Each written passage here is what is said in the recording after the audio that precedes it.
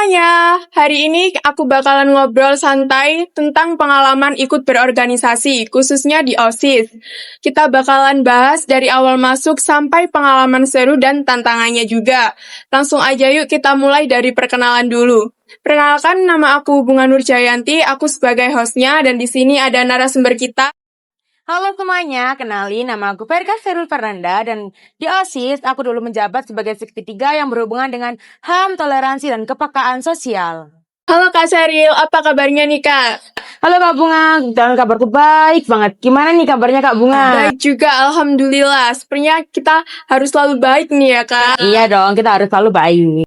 Aku penasaran deh Kak, awalnya kamu tertarik masuk OSIS itu karena apa sih? Dulu ya karena coba-coba, karena pas lihat kakak-kakak itu kok kayak seru gitu loh, asik gitu.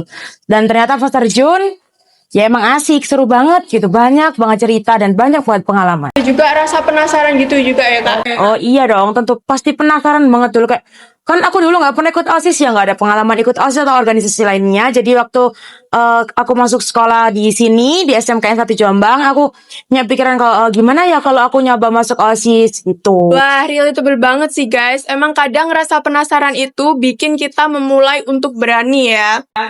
Iya dong, harus. Lalu ketika kamu tahu nih keterima di OSIS, kamu rasa seneng atau malah deg-degan nih Kak? Kalau dulu itu nggak percaya, seneng juga. Jadi ada nggak percayanya, ada seneng juga. Nggak percaya karena apa? Karena aku tuh dulu punya pikiran kayak masa aku mampu sih ngelakuin ini di OSIS, masa aku cocok sih masuk OSIS gitu. Dan senengnya tuh ya karena aku bisa lolos sama teman-temanku gitu. Wajar banget. Pasti campur aduk ya rasanya, tapi keren loh kalau akhirnya bisa dijalanin.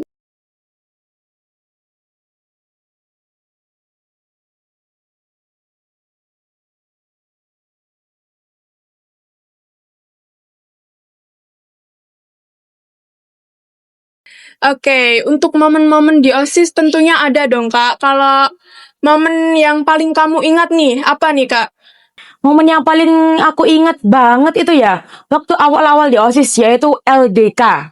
LDK tuh momen yang sulit banget tak lupain ya, karena apa ya, karena keseruannya di dalam kegiatan LDK tuh banyak banget, dan kita kan juga bareng-bareng ya sama kakak-kakak OSIS kelas 11, kelas 12 sama teman-teman seangkatan. Jadi momennya tuh sulit banget dilupain. Nah, ini nih guys, capek tapi puas. Pastinya ini bakalan jadi momen yang nggak bakal terlupakan. Untuk tantangannya juga tentunya pasti ada dong, Kak. Yang paling kerasa di organisasi ini apa, Kak?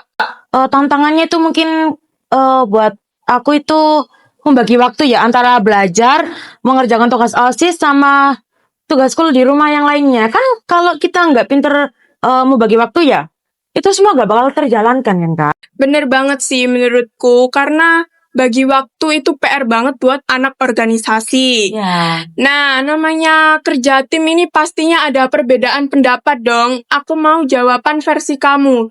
Cara ngatasinya itu gimana, Kak? Cara ngatasin perbedaan pendapat ya. Kalau dari aku pribadi itu kita kumpulin dulu semua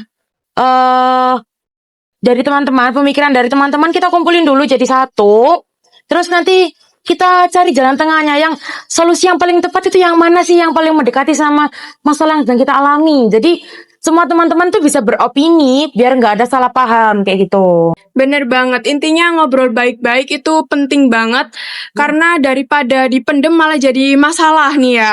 Iya, daripada biasanya kan ada orang kayak dia mau beropini nih tapi dia takut. Nah, itu tuh nanti malah jadi masalah di akhir kayak kok gini sih? Harusnya kan gini gitu. Jadi mending dari awal itu saling semuanya beropini gitu biar kita semua saling tahu pemikiran masing-masing kayak gitu. Iya, bener banget. Aku pengen tahu nih, selama di OSIS yang paling berpengaruh itu siapa sih, Kak? Yang paling berpengaruh tuh jelas ini ya, pembina sama ketua OSIS. Karena kalau nggak ada mereka berdua, kita sebagai anggota ini bisa apa gitu loh. Kan kalau pembina itu kan yang ngasih arah ke kita ya. Kalau ketua OSIS itu sebagai jalan pintas, itu sebagai jembatan kalau kita mau berkomunikasi dengan Bapak Ibu guru ataupun dengan pembina kayak gitu. Oh, berarti mereka ini bukan cuma nyuruh aja, tapi bisa jadi contoh. Iya dong, sangat-sangat jadi contoh di OSIS dan seluruh warga sekolah. Lalu kalau di dalam diri kamu nih Kak, kamu merasa ada perubahan diri nggak selama ikut organisasi OSIS? Kalau udah ada aku pribadi ya, perbedaannya tuh ada dan cukup kelihatan mulai dari satu cara memanajemen waktu. Dulu aku tuh nggak bisa yang namanya bagi waktu kan sebelum aku ikut OSIS, dan setelah aku ikut OSIS, aku bisa bagi waktu. Terus ada lagi itu kayak aku tuh lebih bertanggung jawab gitu. Wah, itu kayaknya namanya itu upgrade diri banget sih. Udah kelihatan dari dampak positifnya juga. Iya dong. Sangat-sangat kelihatan ya kalau kita itu nggak mungkin sempurna kan. Jadi kita pasti ada kekurangannya. Jadi di OSIS itu kekurangan kita bisa jadi kelebihan dan kelebihan kita juga bisa jadi Oke, sekarang aku penasaran nih Kak. Kamu kalau lagi jenuh, capek juga, kamu recharge-nya itu gimana nih Kak?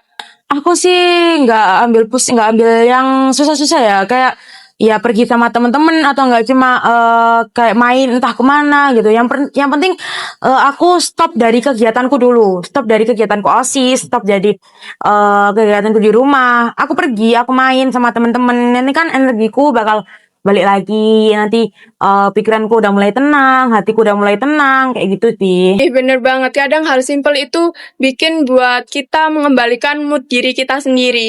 Iya benar, semuanya tuh dari hal yang simpel. Menurut kamu nih, di OSIS itu lebih banyak capeknya atau serunya nih Kak? Kalau menurut ya 50-50 guys. Karena kalau kita di OSIS kan pasti orang-orang ngiranya kita banyak capeknya gitu ya. Tapi kalau menurutku ya, kalau sama aku habis ngadain event nih ya, habis ngejalanin event jadi panitia, itu kan capek. Tapi capeknya itu bisa terbayar Kak. Jadi kita habis dapat capeknya, nanti kita terbayar sama siswa-siswi yang seneng sama event yang kita adain gitu. Jadi 50-50. Betul banget. Pasti kebayar dengan pengalamannya dan juga teman-temannya. Iya bener banget. Oke, terakhir nih Kak. Kasih pesan buat adik-adik yang ragu masuk OSIS nih. Pesan buat adik-adik yang ragu masuk OSIS, kalian tuh jangan ragu untuk memulai sesuatu. Kalian punya pikiran kak, kak aku lo belum punya pengalaman di OSIS, kak aku belum pernah ikut OSIS, kak OSIS itu jahat nggak sih? Gitu. Kalian jangan takut, kalian jangan ada pemikiran kayak gitu. Karena apa?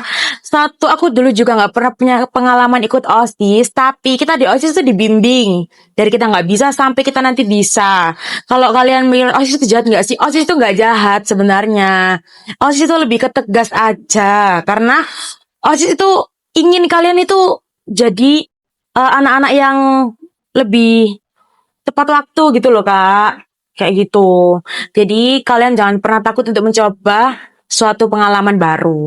Oke guys, makasih ya buat narasumbernya yang udah sharing-sharing pengalamannya di OSIS. Semoga ini bisa bermanfaat dan bermakna, bisa jadi gambaran juga buat adik-adik yang ragu ikut OSIS. Terima kasih. Terima kasih, Bye-bye.